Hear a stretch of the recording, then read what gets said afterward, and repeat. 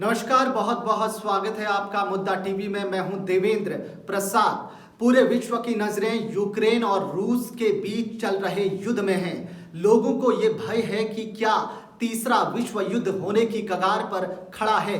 वहीं जो है रूस जो है लगातार पिछले 5 या 6 दिनों से जो है बमबारी कर रहा है और हर तरीके से ये प्रयास कर रहा है कि जल्द से जल्द जो यूक्रेन है उसके कब्जे में आ जाए। लेकिन इन सब के बीच जो है भारत के जो छात्र यूक्रेन में फंसे हैं उनको भारत वापस लाने के लिए देश के प्रधानमंत्री नरेंद्र मोदी जी ने मिशन गंगा जो है ऑपरेशन शुरू किया है और अब पूरी कमान भारत के जो छात्र हैं उनको वापस लाने की कमान सेना के हाथ में दे दी है। और भी बहुत सब चीजों पे हम आज बात करेंगे इन्हीं मुद्दों पर। और इन मुद्दों पर बात करने के लिए हमारे साथ आज मौजूद हैं हमारे स्टूडियो में मेहमान डॉक्टर अश्विनी त्यागी जी, जो कि ऑल इंडिया रेडियो दिल्ली के साथ काम कर चुके हैं, बीबीसी के साथ काम कर चुके हैं और रेडियो जापान के साथ काम कर चुके हैं। एक लंबा अनुभव उनको है इस तरीके की रिपोर्टिंग का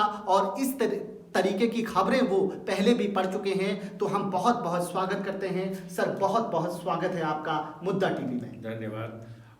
हम आज की बात जो आपने कही रूस और यूक्रेन के युद्ध के बारे में जी, शुरुआत यहाँ से करते हैं। ये परिप्रेक्ष्य देखना होगा कि रूस चाहता है कि यूक्रेन नाटो में न शामिल हो जी, और यूक्रेन चाहता है मैं नाटो में शामिल हूँ। यही विरोध है रूस का, क्योंकि रूस के दरवाजे पर आ जाएगा नाटो, दस्तक हो जाएगी अगर वो सदस्य बन जाएगा यूक्रेन। उसका सारा मामला यहीं से शुरू हुआ और आज जब दोनों देशों के बीच खाई इतनी बढ़ चुकी है और युद्ध की शुरुआत हो चुकी है तो विभीषिका बढ़ती जा रही है। जैसे जैसे 7-8 दिन अब हो गए बमबारी, सेनाओं का देश के अंदर प्रवेश, अब तो कीव पर शायद आखिरी हमला हो रहा है।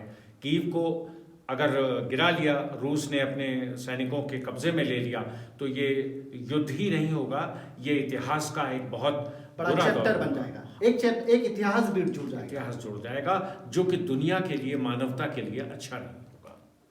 यूक्रेन के राजदूत जो हैं वो कह रहे हैं कि जो देश के प्रधानमंत्री हैं मोदी जी, वो न केवल भारत देश के हैं बल्कि वो विश्व के एक लोकप्रिय नेता भी हैं।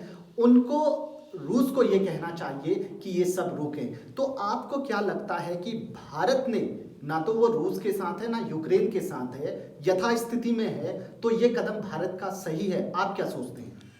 देखिए, भारतीय चिंतन सदैव से ये रहा है कि युद्ध बुरी चीज़ है। हम युद्ध में, कहीं भी युद्ध हो, हम उसके पक्ष में नहीं हैं। यहाँ स्थिति ये है, भारत यूक्रेन के राजदूत भारत से बात कर रहे हैं, अनुरोध कर रहे हैं। उधर रूस के राष्ट्रपति पुतिन ने भी मोदी जी से कई बार बात की है। मोदी जी का प्रयास या भारत का प्रयास यही है और अभी तक इसी तरह से कि भाई युद्ध आप रोकिए, युद्ध से कोई फल नहीं निकलेगा, कोई समस्या हल नहीं होगी, बातचीत से ही होगी। यूक्रेन का भी विश्वास है क्योंकि हमारे पारस्परिक संबंध दोनों देशों से हैं। भारत एक तरह से निरपेक्षता की स्थिति निभा रहा है। भारत ने ना तो मतदान में पक्ष लिया है, अनुपस्थित किया है स्वयं को, तो भारत का प्रयास यही है कि यूक्रेन भी इस स्थिति को समझकर एक संवाद के ओर बढ़े और रूस भी संवाद की ओर बढ़े। भारत के लिए ये एक अच्छी नीति इसलिए है कि भारत के विश्वास, भारत की सिद्धांत हमेशा युद्ध में रत होने के नहीं हैं बल्कि शांति की ओर बढ़ने के हैं। और आज जब हमारे देश की पूरे विश्व में मान्यता है और विश्व भारत की ओर देख रहा है, क्योंकि और लोग पक्षधर हैं, तो जो पक्षधर नहीं होते उनकी ओर ही लोग देखते हैं समस्या के हल। जी जी जी। तो मैं समझता हूँ भारत अपनी भूमिका को अगर इसमें निभाएगा तो पूरी मानवता के लिए एक बहुत अच्छा योगदान हो। सर, एक सवाल ये उठता है कि ये भी कहा जा रहा है कि भारत ने बहुत देर कर दी एडवाइजरी जारी करने के लिए, क्योंकि युद्ध के जो हालात थे वो लगभग 1 महीने पहले से ही बनने लगे थे। और जो दूसरे देश हैं, चाहे वो अमेरिका के छात्रों की बात करें या यूरोप के और कंट्रीज के छात्रों की बात करें, तो वो लोग भी वहाँ से पढ़ते हैं। लेकिन अमेरिका और इन लोगों ने पहले ही अपने छात्रों को बाहर निकाल लिया वहाँ से, इस पूरी स्थिति से। लेकिन भारत के लगभग 20,000 जो छात्र हैं वहाँ फंसे हैं। तो क्या कहीं ना कहीं भारत सरकार ने देर कर दी, या फिर भारत सरकार को यह अंदेशा नहीं था कि युद्ध की स्थिति यहाँ तक आ जाएगी? देखिए, कहने को हम विलंब कह सकते हैं। जी। हम पहले शायद इस बात को नहीं समझ पाए, या हमारे राजनयिक नहीं समझ पाए जिन्होंने देश को ये सूचना दी कि यहाँ स्थितियाँ ऐसी बन रही हैं। इसमें छात्रों की भी भूमिका है। छात्रों को जब कहा गया, उन्होंने बहुत आसान तरीके से इसको लिया और आने की तैयारियां नहीं की। अब ये एकदम से जब विकट स्थिति आई तो चूंकि सब पूरी औपचारिकताएं पूरी करनी पड़ती हैं, फिर ये हुआ कि जब बमबारी शुरू हो गई तो दूसरे देशों के बॉर्डर पे पहुंचे, क्योंकि वहाँ से लाना आसान है। जब उस देश में उड़ान नहीं जा सकती, हवाई अड्डे नहीं काम कर सकते, तो वहाँ से तो आ नहीं सकते। अब वहाँ ये जब बमबारी शुरू हुई तो वहाँ के सार्वजनिक वाहन बंद हो गए, टैक्सी नहीं मिल रही बच्चों को, बसें नहीं मिल रही।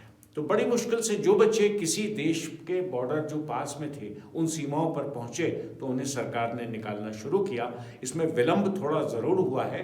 शायद हम पहले चेत जाते तो हमारे सारे बच्चे आज भारत वापस आ चुके होते, लेकिन प्रयास अभी भी जारी हैं। हमें विश्वास नहीं छोड़ना चाहिए कि ये सारे बच्चे सुरक्षित हमारे देश आ जाएंगे। सर, एक सवाल ये है कि अगर ये युद्ध आक्रामक रूप लेता है, या जहां तक भी अभी तक ये युद्ध पहुंच चुका है, क्योंकि जान माल का बहुत ज़्यादा नुकसान हो चुका है और यूक्रेन जो है बर्बादी की कगार पर है, तो इसका असर क्या पड़ेगा आने वाले समय में पूरे विश्व में? चाहे वो पर्यावरण के रूप से देखें, चाहे वो आर्थिक रूप से देखें, चाहे वो राजनीतिक रूप से देखें, या फिर हम एजुकेशन के क्षेत्र में देखें, तो क्या प्रभाव आपको दिखता है? इसका तो बहुत ही हानिकारक प्रभाव पड़ेगा हर क्षेत्र में। सबसे पहले तो आज दुनिया जब 2 साल से कोरोना की चपेट में, मार में, निराशा की गर्त में है, स्वास्थ्य गिरा है लोगों का, बहुत से लोग हमें छोड़ गए हैं, दिवंगत हुए हैं। पहले ही मानसिक रूप से पूरी दुनिया एक निराशा की स्थिति में थी और युद्ध ने उस निराशा को, उसको और बढ़ा दिया है। लोगों को ये लगता है क्या हम शांति से नहीं रह सकते? सामान्य जन किसी भी देश का हो, वो युद्ध नहीं चाहता। तो एक तो उसके बाद जैसा आपने कहा कि यूक्रेन बुरी स्थिति में है, विनाश की कगार पर है। आर्थिक स्थितियां यूक्रेन में ही नहीं बिगड़ेंगी, रशिया में बिगड़ गई हैं। पूरी दुनिया ने उनका बहिष्कार किया, रूबल का मूल्य घट गया है, उनके जो निर्यात है उनको रोक दिया गया है, वहाँ भी आर्थिक स्थितियां गिरी हैं। ऐसे ही भारत में भी या और देशों में भी, क्योंकि जब तेल महंगा होगा, इस सारी उससे तेल पर पूरी प्रभाव पड़ा है, तेल की कीमतों पर, हमें भी महंगा खरीदना पड़ रहा है। तो हमारी स्थितियां तो वैसे ही, हम तो निर्यात तो कम करते हैं, आयात अधिक करते हैं चीज़ों का, तो हमारे पास हमारी जितनी जमा पूंजी है उसी में से खर्च होगा। तो आर्थिक स्थितियों में भी हम काफ़ी नुकसान में रहेंगे और छात्रों की पढ़ाई पर तो प्रभाव पड़ा ही है। हमारे देश में जो चल रहा था दौर, पहले ही पढ़ाई में बहुत प्रभाव पड़ा है कोरोना के कारण। जहाँ कहीं पढ़ाई बच्चे बाहर विदेशों में कर रहे थे, उन पे भी प्रभाव पड़ा है।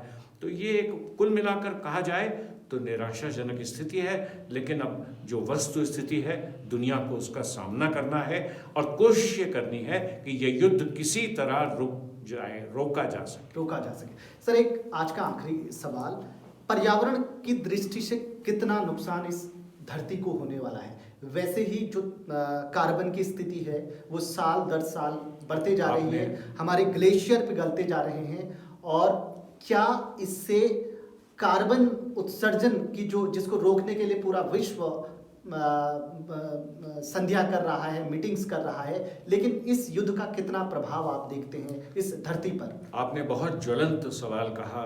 मानवता पे सबसे बड़ा प्रभाव पर्यावरण का पड़ेगा, और पर्यावरण प्रदूषित भी हुआ है। पर्यावरण में जो हमने थोड़ा बहुत 2 कदम बढ़ाए थे वो पीछे हट जाते हैं, ग्लेशियर्स पिघलने लगते हैं, तापमान दुनिया का बढ़ता है, हजारों परमाणु अस्त्र यूज हुए हैं जिनमें छोटे रूप में, और अगर कोई बड़ा परमाणु अस्त्र इस्तेमाल में आ गया तो विनाश की ओर एक बहुत बड़ा कदम होगा। न केवल ओजोन लेयर को नुकसान होगा, हमारे पानी को, हमारे पर्यावरण को, वातावरण की ऑक्सीजन को, और आप ये समझिए कि प्रकृति की जितनी भी रचनाएं हैं उन पर इन रासायनिक पदार्थों का कितना हानिकारक प्रभाव होता है। छोटे रूप में हम देखते हैं, हम खाद डाल देते हैं रासायनिक अपने खेतों में, तो कितना वो होता है। तो ये तो पूरी दुनिया में एक युद्ध के प्रभाव से, दोनों देशों के संघर्ष में कितने हथियार, रासायनिक हथियार और छोटे हथियार यूज हुए हैं। और बड़ा कोई परमाणु, अभी एक इन्होंने वैक्यूम बॉम्ब जो परसों रूस ने डाला है, जो इस्तेमाल किया है, उसका क्या प्रभाव होगा, ये आकलन बहुत समय तक करने में समय लगेगा। मैं हिरोशिमा का साक्षी हूँ, बाद में देखा है मैंने हिरोशिमा, कि आज भी वहाँ वो प्रभाव दिखता है। हर साल जब वहाँ एक दिवस मनाया जाता है तो लोग महसूस कर सकते हैं वहाँ के नागरिकों के जीवन शैली में, उनकी शारीरिक क्षमताओं से, उनकी सामाजिक समरसता में वो दुख, वो पीड़ा, वो शारीरिक कष्ट आज भी प्रकट होते हैं। तो ये कितना भयानक होगा। मैं प्रार्थना करता हूँ इस प्रकृति से कि भगवान करे, ईश्वर करे, कोई ऐसा परमाणु बम इस्तेमाल में ना आए जो मानवता को अगले 50-100 सालों तक उसकी आपदा से पीड़ित होकर वो विष पीना पड़े और वो पीड़ा झेलनी पड़े। सर, आपने अपना कीमती समय दिया, बहुत बहुत धन्यवाद। आपका भी धन्यवाद।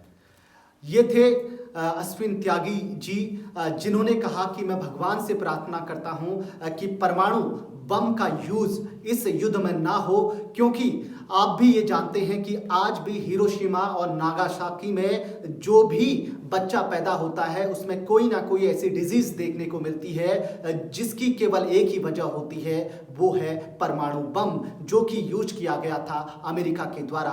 तो हम और आप यही भगवान से प्रार्थना करें कि ये युद्ध जहां है वहीं रुक जाए और जो विश्व के मजबूत देश हैं वो आगे आके इसमें बीच बचाव करें और इस युद्ध को रोकें। क्योंकि अगर ये युद्ध आगे बढ़ता है और कहीं रूस परमाणु बम का यूज करता है तो न केवल ये यूक्रेन और रूस के लिए हानिकारक है, बल्कि इस धरती पे मानव समाज के लिए सबसे घातक युद्ध अभी तक का होगा।